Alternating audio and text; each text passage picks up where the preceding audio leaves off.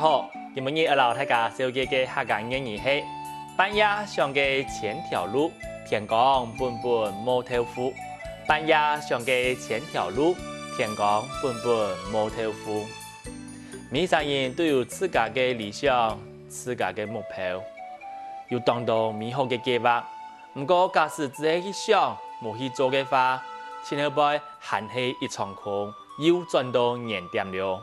一下你再來念一道：半夜上嘅千條路，天光本本冇豆腐。半夜上嘅千條路，天光本本冇豆腐。希望大家嘅收看，安子說，張來了。